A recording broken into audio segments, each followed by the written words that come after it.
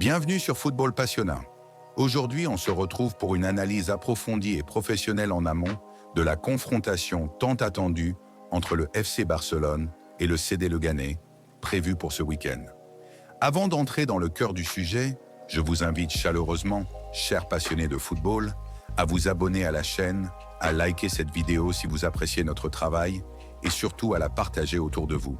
Cela nous motive énormément à continuer à produire des contenus toujours plus qualitatifs.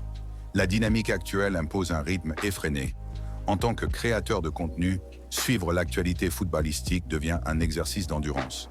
Mais imaginez l'impact de ce calendrier sur les joueurs, qui enchaînent les rencontres à une cadence vertigineuse, ne bénéficiant que de courtes périodes de récupération, parfois sans véritable séance d'entraînement structurée. C'est dans ce contexte que le FC Barcelone se prépare à affronter les Leganés, après un match extrêmement intense contre le Borussia Dortmund en Ligue des Champions. Le Barça revient en Liga avec la pression d'une avance de seulement 4 points sur son rival historique, le Real Madrid. À ce stade de la saison, chaque rencontre devient cruciale. L'enjeu est simple, il faut impérativement maintenir une dynamique de victoire. Chaque point compte. La moindre erreur pourrait compromettre les ambitions du club catalan, qui vise un triplé historique. L'adversaire du jour, le CD Leganés, n'est pas à sous-estimer malgré sa modeste 18e place au classement. Leur objectif est clair, assurer leur maintien en première division. Si leurs résultats globaux cette saison peuvent paraître décevants, il ne faut pas oublier qu'ils ont démontré une capacité certaine à mettre en difficulté les grandes équipes. On se souvient notamment de leurs prestations en Copa del Rey face au Real Madrid. Menés de 2 buts, ils avaient réussi à revenir à 2-2 avant de concéder un but cruel dans les arrêts de jeu. Face à l'Atlético Madrid, ils sont même parvenus à s'imposer 1-0. Et face au Barça, plus tôt cette saison, ils ont également créé la surprise en remportant la rencontre. Ce qui caractérise Leganés, c'est leur approche défensive rigoureuse. Un bloc bas extrêmement compact, discipliné, misant sur la solidarité et les transitions rapides. Ce type d'adversaire est souvent difficile à manœuvrer, d'autant plus lorsque les conditions ne sont pas optimales. Stade modeste, pelouse loin d'être parfaite, ambiance peu propice à galvaniser les visiteurs. Tout est mis en œuvre pour perturber le jeu du FC Barcelone. Dans ce contexte, le dilemme principal pour le staff technique catalan repose sur la gestion de l'effectif. Faut-il préserver les cadres face à Leganés ou les aligner, quitte à risquer une surcharge physique en vue de la seconde manche face à Dortmund? Le Barça ayant remporté le match aller sur le score impressionnant de 4-0, l'idée d'opérer une rotation massive semble judicieuse. Une remontada semble hautement improbable, même dans un signal Iduna Park en ébullition. C'est pourquoi une stratégie de gestion intelligente des ressources humaines s'impose. Plutôt que d'opposer une équipe type sur l'un des 2 matchs et une formation remaniée sur l'autre, il semble pertinent de pratiquer un turnover progressif et équilibré sur les 2 échéances.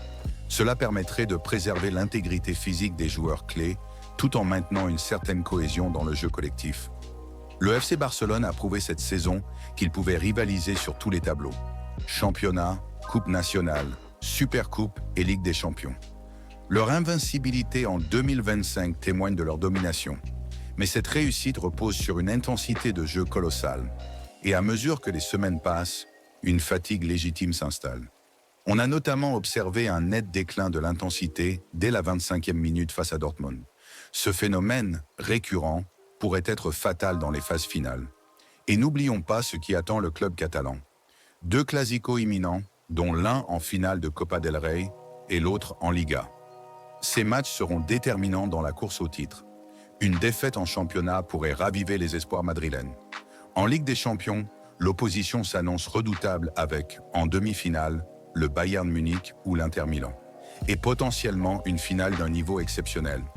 Tous ces éléments renforcent la nécessité de gérer le groupe avec précaution et anticipation.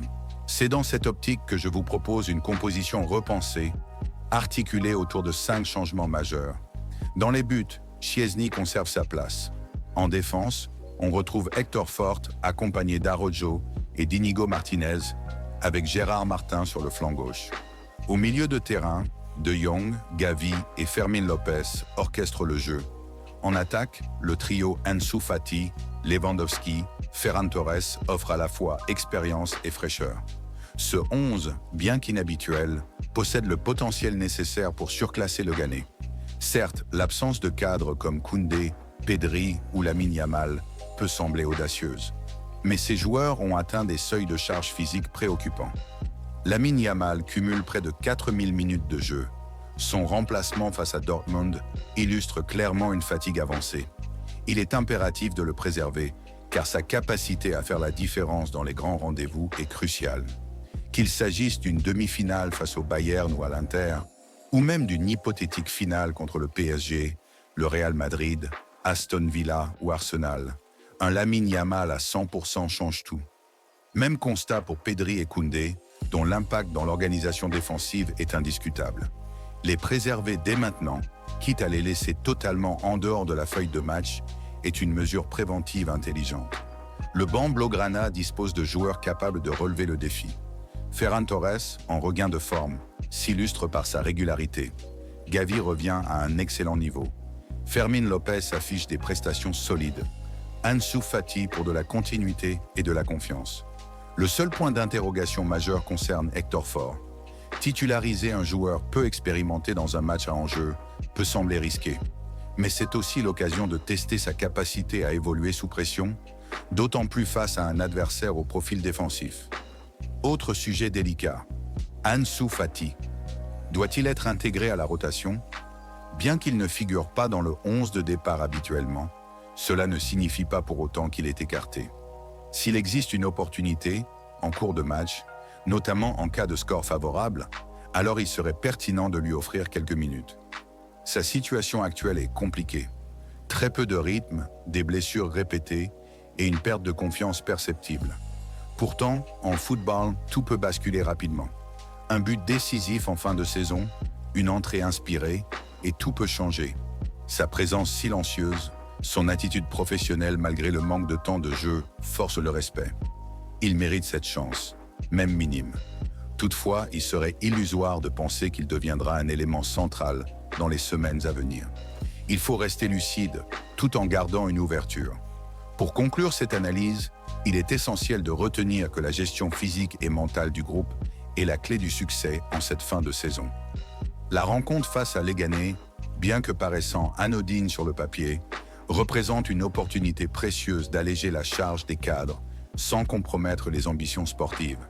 Il faudra faire preuve de patience, de pragmatisme et surtout d'efficacité. Transformer la possession en action concrète, s'adapter à un bloc bas et surtout ne pas tomber dans la précipitation. Le FC Barcelone a les armes pour s'imposer, même avec une équipe remaniée. L'important est d'avancer avec lucidité, intelligence et détermination. Merci à tous ceux qui ont suivi cette vidéo jusqu'à la fin. J'espère que cette analyse vous a captivé, qu'elle vous a offert un éclairage différent, plus poussé, plus stratégique. Si c'est le cas, n'hésitez pas à vous abonner à Football Passionnat, à liker la vidéo et à la partager à vos proches dans vos groupes de supporters sur les réseaux sociaux. On compte sur votre soutien. Laissez vos commentaires, vos pronostics, vos suggestions. Cette chaîne est avant tout un espace d'échange entre passionnés. Ensemble, vivons le football avec intensité, avec passion, avec intelligence. On se retrouve très bientôt pour une nouvelle vidéo. À très vite sur Football Passionnat.